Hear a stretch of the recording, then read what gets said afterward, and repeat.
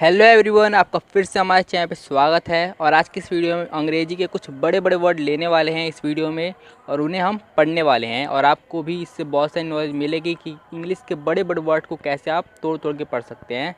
तो इस वीडियो से आपको बहुत कुछ सीखने को मिलेगा। तो इस वीडियो को अभी के अभी लाइक कर दीजिए ताकि आप आगे चल के भूल ना जाए, और हमारे चैनल को सब्सक्राइब कर दीजिए, क्योंकि अगर आपको इंग्लिश सीखना है तो हमारे चैनल को सब्सक्राइब जरूर से कर लेना ताकि आपको ऐसी वीडियोस मिलते रहें। तो बिना देरी किए अब हम वीडियो शुरू करते हैं। तो चलिए वीडियो स्टार्ट करते हैं। तो पहला हमारा वर्ड है इन्वेस्टर।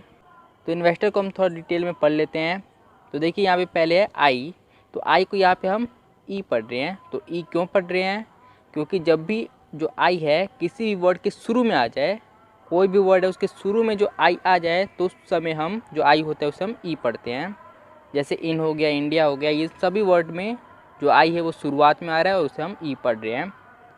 तो ई और जो एन होता है उसे क्या पढ़ा जाता है? न। इन हो गया, इन। फिर जो वी है इसे हम पढ़ते हैं व। वी को हम व पढ़ते हैं। और जो ई है इसे हम पढ़ रहे हैं ए। तो ए पढ़ रहे हैं तो एक की मात्रा लग गई, व पे तो बन गया वे। तो इसे हम ए क्यों पढ़ रहे हैं? तो ये भी मैं आपको बता दूं कि जब भी जो ई होता है वो शुरुआत में आ जाए या फिर वर्ड के बीच में रहे, तो इस समय हम क्या पढ़ते हैं? जो ई होता है इसे हम पढ़ते हैं ए की मात्रा। जब भी ये जो ई होता है शुरुआत में आ जाए या वर्ड के बीचों बीच आ जाए, तो इस समय हम जो ई होता है इसे हम पढ़ते हैं ए की मात्रा। तो इसलिए हम यहाँ पे भी इसे हम ए की मात्रा पढ़ रहे हैं। तो इन वे जो एस होता है इसे हम क्या पढ़ते हैं? स की मात्रा पढ़ते हैं, यानी स का स्वर। तो ई न वे स विटर। तो यहाँ पे जो टी है इसे हम ट पढ़ रहे हैं, और ट ही पढ़ा जाता है। त हिंदी के नाम होते हैं, उन्हें लिखते समय इंग्लिश में टी को त पढ़ा जाता है। लेकिन ज़्यादातर जो इंग्लिश में है उसमें हमेशा जो टी होता है उसे ट ही पढ़ा जाता है। त बहुत कम पढ़ा जाता है, बहुत कम। तो आपको भी ट को यानी टी को ट ही पढ़ना है। और फिर अर। तो यहाँ पे जो ओ और आर है इसे हम अर पढ़ रहे हैं। क्यों? क्योंकि ये भी रूल है, जब भी किसी भी वर्ड के लास्ट में ओ आर आ जाए, ओ आर, तो उस समय आप क्या पढ़ोगे? जो ओ आर है इसे आप अर पढ़ोगे, अर। इसमें जो ओ है उसे आप अ की मात्रा पढ़ रहे हो, तो अ र अर। तो क्या बना हमारा पूरा? इन्वेस्टर। तो ऐसे आप भी पढ़ सकते हैं। एक्सप्रेस्ड। तो इसे भी हम पढ़ लेते हैं थोड़ा डिटेल में। तो यहाँ पे एक रूल है कि जब भी ई और एक्स, जो यहाँ पे है ई और एक्स, जब भी आपको ये एक साथ दिखे, जब भी ई और एक्स एक साथ दिखे तो आप इसे एक्स पढ़ोगे।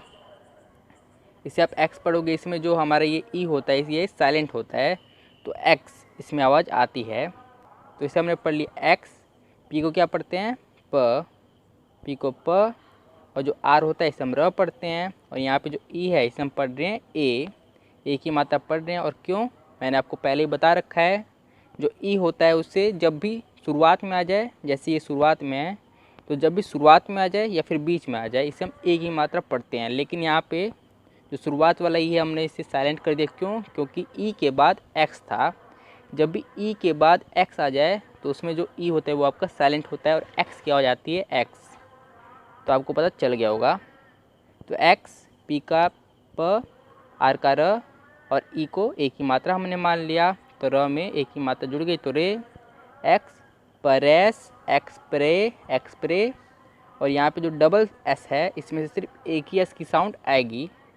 जब भी डबल शब्द, किसी भी वर्ड में डबल शब्द आ जाए तो उसमें एक शब्द की आवाज़ आती है और दूसरे शब्द की साइलेंट रहती है। तो इसमें भी एक ही एस की साउंड आएगी और वो भी आती है स की। तो रे स। और यहाँ पे जो ई है इसकी साउंड नहीं आ रही है। तो कोई भी वर्ड हो उसके लास्ट में ईडी हो, ईडी, तो ज़्यादातर क्या होता है कि जो ई होता है उसकी साउंड नहीं आती है। तो यहाँ पर भी ई की साउंड नहीं आ रही है और सिर्फ डी की साउंड आएगी, ड की। तो क्या बना? एक्स प रे स, एक्सप्रेस। और फिर डी का ड, थोड़ा सा साउंड आता है ड का, ड। देखिए एक्स प्रेस, फिर ड, एक्सप्रेस्ड। तो यहाँ पे मैंने जो ई है यहाँ पे इसका साउंड नहीं आ रहा है, एक्सप्रेस्ड। तो आप भी साउंड को देख ही सकते हैं। तो इसके बाद है हमारा एंटरप्रेन्योर।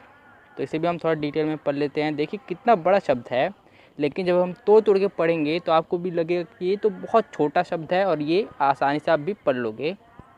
तो चलिए स्टार्ट करते हैं। तो एन, देखिए यहाँ पे क्या मैंने आपको बोला था कि जब भी जो ई है शुरुआत में आए, शुरुआत में या फिर वर्ड के बीच में, तो इसका साउंड आता है ए का। तो इसलिए इसमें जो ई है इसका साउंड आ रहा है ए का। तो ए और एन को क्या पढ़ते हैं न, एन टी को क्या पढ़ते हैं ट, एन ट, और आर को क्या पढ़ते हैं र। तो देखिए एन न टर, एंटर, एंटर हो गया एंटर। उसके बाद है यहाँ पे ई। तो यहाँ पे जो ई है ये आपका साइलेंट है। अगर आपने सारे रूल्स वाली वीडियोस देखे होंगे, साइलेंट वर्ड वाली वीडियो, तो वहाँ पे आपको दिख जाएगा क्यों जो ई होता है वो कई बार साइलेंट होता है। जैसे कि यहाँ पे साइलेंट था ई, और एक्स जब आ जाए तो यहाँ पे जो ई है वो आपका साइलेंट रहता है। तो वैसे यहाँ पर भी है। तो एंटर, और भी बहुत सारे कारणों से जो ई होता है वो आपका साइलेंट रहता है। तो आपको रूल वाली वीडियोज़ में जाके साइलेंट वर्ड वाले प्लेलिस्ट में जाके आपको देखना होगा कि ई क्यों साइलेंट रहता है कई बार। तो एंटर इतना हो गया। जो ई है इसकी साउंड नहीं आ रही है। जो पी है तो पी को हम प पढ़ रहे हैं प, और जो आर है इसे हम र पढ़ रहे हैं। तो प र, और जो ए है इसे हम ए की मात्रा पढ़ रहे हैं क्योंकि ये बीच में आया। तो प रे प्रे, प्रे हो गया प्रे। और एन को क्या पढ़ रहे हैं, एन को हम पढ़ रहे हैं न, न प रे न। और देखिए ई और यू, ई और यू जहाँ पर भी आपको दिख जाए, इसे ज़्यादातर क्या पढ़ा जाता है यो पढ़ा जाता है। जैसे कि यूरोप, यूरोप में आपने देखा होगा कि जो ई और यू है इसे क्या पढ़ा जाता है यो, फिर रोप, यूरोप।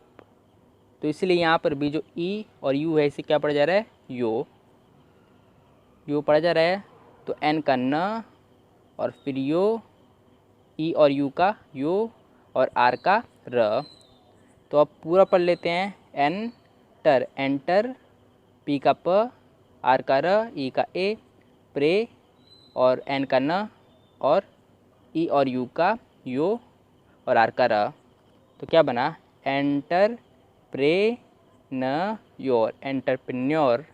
तो ऐसे अब भी पढ़ सकते हैं। इंग्लिश ज़्यादा कोई टफ लैंग्वेज नहीं है। तो उसके बाद है हमारा कॉरपोरेशन, तो इसे भी हम पढ़ लेते हैं। तो यहाँ पे जो ये सी है इसे हम पढ़ रहे हैं क। ज़्यादातर क्या होता है कि जब भी सी के बाद ओ आ जाए तो इससे क ही पढ़ा जाता है, हमेशा क ही पढ़ा जाता है। जैसे कम, कन्फर्म, ये सब कुछ वर्ड है जिसमें जो सी है उसके बाद ओ आ रहा है, इसलिए यहाँ पे जो सी है इसका साउंड क का आता है। तो आपको पता चल गया कि सी का साउंड यहाँ पे क क्यों आ रहा है। तो देखिए यहाँ पे सी का रहा है क, और जो ओ है इसका साउंड आ रहा है ओ का। तो बन गया को बन गया को, और आर का र। यहाँ पे मैं आपको बता दूँ कि जो यहाँ पे ओ है इसका साउंड ओ का क्यों आ रहा है, क्योंकि ये दो वर्ड के बीच में है, दो व्यंजनों के बीच में जब ओ होता है तो यहाँ पे जो ओ है उसका साउंड आता है ओ का। तो इसलिए यहाँ पे ओ का साउंड यहाँ पे आ रहा है। तो कोर यहाँ तक हमने पढ़ लिया। फिर पी का प, फिर से जो ओ है उसका साउंड आ रहा है ओ का। तो पो, यहाँ पे जो पी पे ओ का मात्रा लग गया पो, कोर, फिर पो, और आर का र। और यहाँ पे जो ए है इसकी साउंड आ रही है ए की, तो ए की मात्रा र पे लग गई तो बन गया रे। और ज़्यादातर जो ए होता है उसका साउंड ए ही का आता है, ये भी आपको याद कर लेना है। ज़्यादातर जो ए होता है इसका साउंड ए ही का आता है। तो बना कोर, फिर पो, फिर रे, आर, और उस पर ए की मात्रा रे, को पो रे, कॉरपोरेशन। और मैं आपको बता दूं कि जब भी TION, जब भी ये एक साथ दिखे आपको किसी भी शब्द में, तो इसे आपको शन पढ़ना है, हमेशा आपको शन पढ़ना है। तो यहाँ पर भी आप इसे शन ही पढ़ोगे। तो कॉरपोरेशन, कॉरपोरेशन। तो देखिए कितना आसान है, आपने कितना आसानी से पढ़ लिया। तो उसके बाद हमारा स्पेस फ्लाइट, तो इसे भी हम पढ़ लेते हैं। तो यहाँ पे जो ऐसे इसे हम पढ़ रहे हैं स, पी को हम पढ़ रहे हैं प, स, प। जो ए है इसे हम पढ़ रहे हैं ए की मात्रा, क्योंकि ज़्यादातर जो ए होता है उसे ए की मात्रा पढ़ा जाता है। तो स पे, और यहाँ पे स। जो सी है इसे हम पढ़ रहे हैं स, तो बन गया स पे स, स्पेस। जो सी है इसे हमने पढ़ लिया स। यहाँ पे जो ई है इसे हम कुछ नहीं पढ़ रहे, क्यों, क्योंकि वर्ड के लास्ट में है। तो आप बोलेंगे कि ये तो स्पेस फ्लाइट, यहाँ पे आएगा ई तब वर्ड के लास्ट में होना चाहिए। लेकिन अगर आप ध्यान से देखें तो जो स्पेस है वो अपने आप ही में एक वर्ड है। तो इसीलिए जो स्पेस अपने आप ही में एक वर्ड है, अगर आप फ्लाइट को अलग कर दें तो ये स्पेस अपने आप ही में एक वर्ड है। तो ये वर्ड के लास्ट में आया है, जो ई है वर्ड के लास्ट में आया है, तो इसीलिए जो ई है वो आपका साइलेंट है यहाँ पे। तो इसलिए यहाँ पे ये हो रहा है। तो स्पेस इतना हमारा बन गया स्पेस, फिर फ्लाइट। इसमें जो एफ है इसे क्या पढ़ते हैं, एफ को क्या पढ़ते हैं फ, और एल को क्या पढ़ते हैं ल, एल को पढ़ते हैं ल।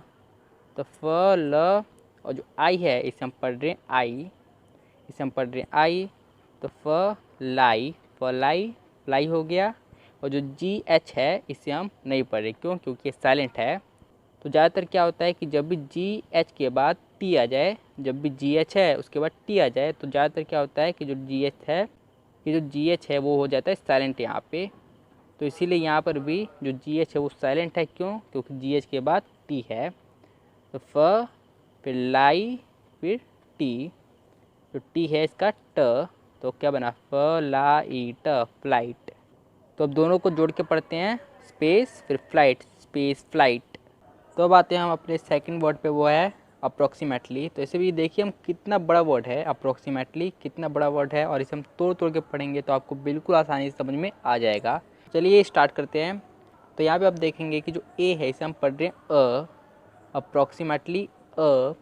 तो अ इसे हम क्यों पढ़ रहे हैं, तो देखिए जब भी जो ए है वो शुरुआत में आ जाए या वर्ड के बीच में आ जाए, शुरुआत में जब भी आए तो या तो उसका जो साउंड होता है वह तो ए होता है या तो अ होता है, ये दोनों में से एक ही होगा। लेकिन ज़्यादातर क्या होता है वो ए होता है, लेकिन अ भी होता है, बहुत सारे केस होते हैं। तो यहाँ पे अप्रोक्सीमेटली में भी जो ए है उसकी साउंड आ रही है अ की, क्यों, क्योंकि शुरुआत में है। तो मैंने आपको बता दिया रूल भी। तो इसका अ लिख देते हैं। और जो डबल पी है, तो डबल पी है, तो डबल पी में क्या होगा कि एक ही पी की साउंड आएगी और दूसरा पी आपका साइलेंट रहेगा। तो यहाँ पे पी की साउंड आती है प का, तो प लिख दिया। तो अ प, आर का साउंड होता है र, और जो ओ होता है उसका साउंड होता है ओ। तो क्या बना अ प रो, अप्रो। यहाँ पे जो ओ का साउंड ओ इसलिए बना क्योंकि ओ के बाद, क्योंकि जो हमारा ओ है वो दो कॉन्सोनेंट के बीच में है, आर एक्स ये दोनों कॉन्सोनेंट है और इन दोनों के बीच में हमारा ओ है, तो इसलिए जो ओ है उसका साउंड आ रहा है रो का। देखिए क्या बना अ प रो, अप्रो। और कस, यहाँ पे जो एक्स है इसकी साउंड क्या आती है, जो हमारा एक्स उसकी साउंड होती है कस। कस क्या आती है कस। तो अ प रो कस, कस।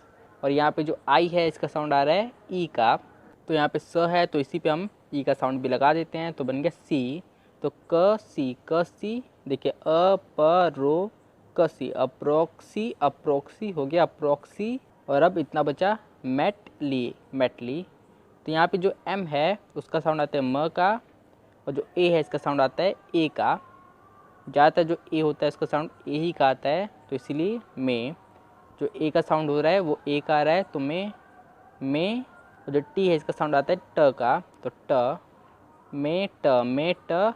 और यहाँ पे जो ई एल वाई जहाँ पर भी आपको दिख जाए तो इस पूरे का साउंड आता है ली का, ली का साउंड आता है।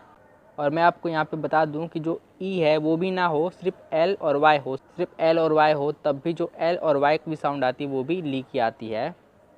तो आपको ये याद कर लेना कि जब भी ई एल वाई एक साथ हो तो इस पूरे का साउंड सिर्फ आता है ली का, सिर्फ ली का आता है। तो चलिए अब हम पूरा पढ़ लेते हैं। तो अ प रोक सी, अप्रोक्सी मेटली, मेटली, अप्रोक्सीमेटली। तो देखिए कितना बड़ा वर्ड था और कितनी आसानी से हमने पढ़ लिया, और आप भी बिल्कुल ऐसा कर सकते हैं। तो आई होप एवरीवन आपको ये वीडियो पसंद आया हो, इस वीडियो से आपको नॉलेज मिली हो। तो अगर आपको वीडियो पसंद आया है तो इस वीडियो को लाइक कर दीजिए और हमारे चैनल को सब्सक्राइब कर लीजिए। अगर आपको इंग्लिश सीखना है तो हमारे चैनल को सब्सक्राइब करके बेल आइकन जरूर दबा देना, ताकि आपको हमारे सारी नोटिफिकेशन मिल सके। तो हमारे इस वीडियो को पूरी देखने के लिए धन्यवाद।